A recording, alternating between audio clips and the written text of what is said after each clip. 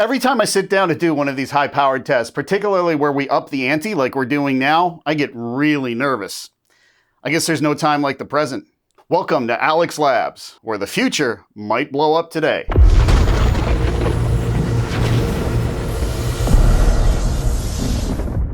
The last time you saw this contraption, we did some high-powered tests to sort of get to know the Hobbywing Easy Run Max4 ESC and the Castle 2028 motor on our Speedmaster P2 supercharger, just to see if this was a possible way to go. And it turns out it is. The problem we did see 230 amps and we saw enough RPM to make some boost, but it probably would have capped out at around 500 horsepower. We saw a lot of voltage drop from that battery pack. So we built ourselves the ultimate 12S pack. You saw it in a previous video. Here it is in action. Look at that thing. That's going to throw some amps. And it should have very little voltage drop. One little detail about the Hobbywing Max4 ESC before we get started. It's got a power button that you have to hit to turn it on every time. In our application, that's not the greatest thing in the world. I found out a cool trick. Check this out. If you jumper the two red wires going to the switch, you don't have to hit the power button to turn it on. It turns on automatically. It's a cool little side bonus for you all.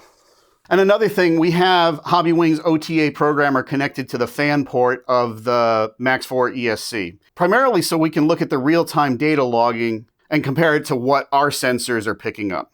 I'm just stalling at this point. Let's just hit it.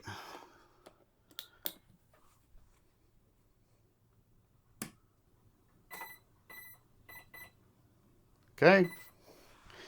Everything says it's good. Let's turn on our meters. Let's connect to the programmer here.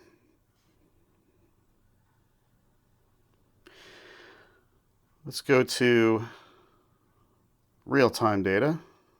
One thing I did notice is you have to go in, if you want accurate RPM readings, you do have to go into the settings and put in the number of motor pulse. Hey, Hobbywing, are you listening to me? You misspelled pulse. It's motor plow. But whatever, that's just a typo. This is a relatively new ESC, so, we're going to see what works and what doesn't work. But let's just, right now, we're barely at any throttle. Let's just make sure everything's working. 7% throttle. We're seeing 3,700 RPM, 3,700 RPM, a whopping 1.8 amps, so practically nothing, and 50.3 volts. Now, I should mention, we have the 1-inch restrictor in the Snorkus. The Snorkus, of course, being that discharge tube. Every time I do one of these videos, a bunch of people comment on, well, you should restrict it. That's going to load it. Well, no, it does just the opposite. It actually unloads it because it's moving less air. So we're going to see low current draw, high RPM. And we are going to try to run it for 15 seconds like that. That's longer than you're ever going to run something this powerful on an actual car. So let's just go to about half power, just to get an RPM reading, and to scare myself a little bit. My heart is going like 1,000 miles an hour. Fire extinguisher on standby. Well, that wasn't good. What happened?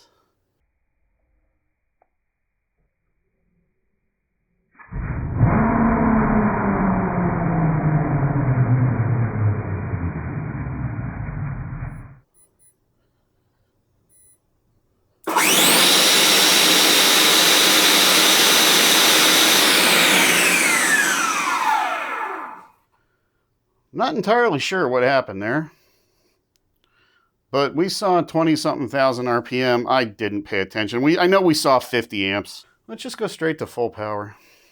Let's try running this for 15 seconds. All right, everybody. Wish me luck. Say a prayer. Whatever you got to do. Let's hit it. Nope.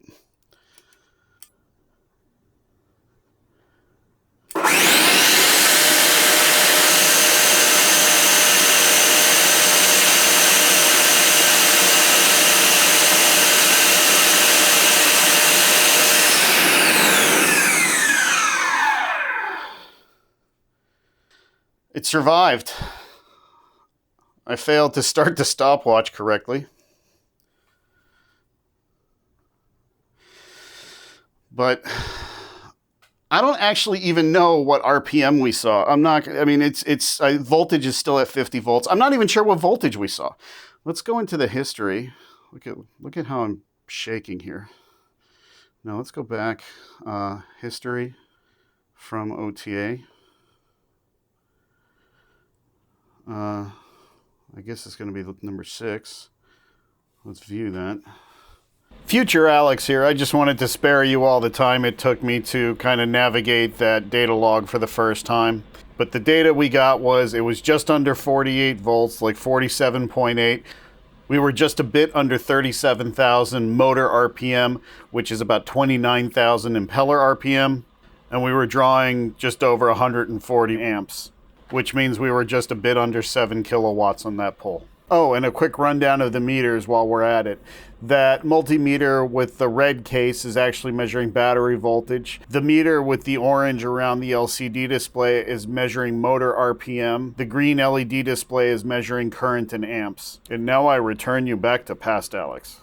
I am noticing a bit of an issue with our Monster 12S battery there. It appears that the economizer, which is the thing on the side of the contactor that prevents the coil from pulling full current all the time while it's on, sometimes releases when we hit the power on the ESC. I guess that voltage spike down is enough to release the contactor and it dies. It's probably not a good thing for the ESC, but that's not all we're going to do to this thing. Let's take the restrictor out and let's load it. We're not going to see as high of an RPM, but we are going to see a heavy current load. All right, so I am a little bit worried that thing's going to flip itself over. It's held down by 20 pounds of cast iron weights plus 2 shot bags. Each shot bag is like 10 or 11 pounds too. That hopefully will keep it down. I don't know. So I'm going to have to keep an eye on that. That would really suck if that thing started moving. I guess I'll just keep an eye on that. Hopefully we don't get the current spike thing there. I'm going to have to do something about that. Maybe just a capacitor across the input terminals of that whole assembly just to keep it powered through spikes. Well, we got the fire extinguisher standing by. Stopwatch is ready. This is going to be maximum load. This is going straight into choke. It's completely unrestricted. So this is going to put as much load on the ESC, on the motor, on the compressor, on the battery as possible. In fact, this is going to be more load than you would see on a car. So on a car, depending on how much boost you need to make and the size of the engine and the base horsepower of the engine, you're going to end up somewhere between, most likely between that restrictor. The restrictor is probably about the equivalent of about 500 horsepower to wide open in the Snorkus like we have now, which I don't even know what that would be. It goes straight into choke, like I say. So I guess I'm just stalling again. I don't know. I'm nervous. 15 seconds, heaviest load, wide open throttle. If the ESC is going to chunk it, it's going to be here. Let's hit it.